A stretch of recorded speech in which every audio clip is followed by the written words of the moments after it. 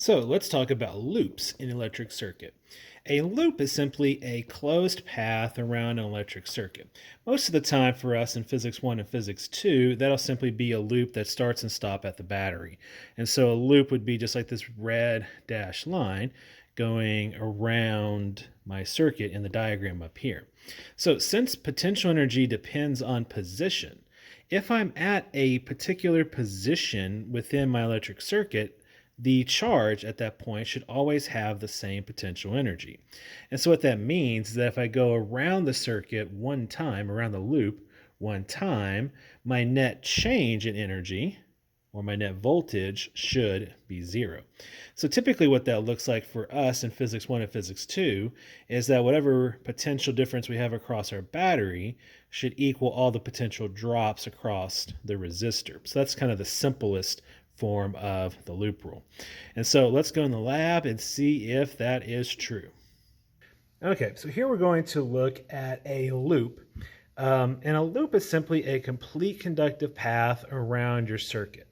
And so again, the yellow banana clip or alligator clip here is coming from the positive end of my battery emulator.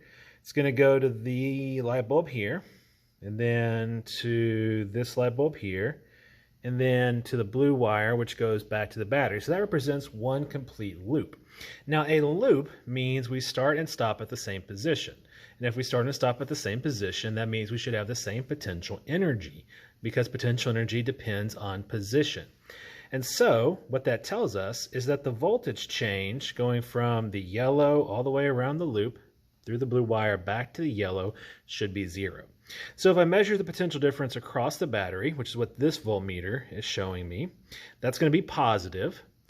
That positive voltage added to the voltage across this light bulb, which is what this voltmeter is going to show us, which should be negative because voltage should be dropped, plus the voltage drop across this light bulb, which is what this voltmeter is going to show us, should be zero. So take this plus this plus this.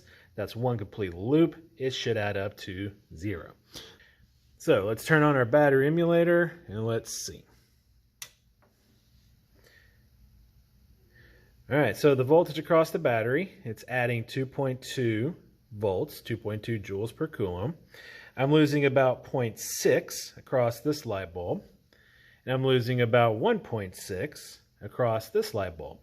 So 2.2 minus 0.6 minus 1.6 does in fact add up to zero.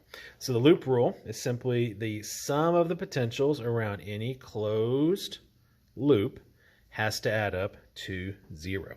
If we were again to change something, and maybe we add more volts, that rule still should hold true. So 3.1 minus 1 minus 2.1 adds up to zero again.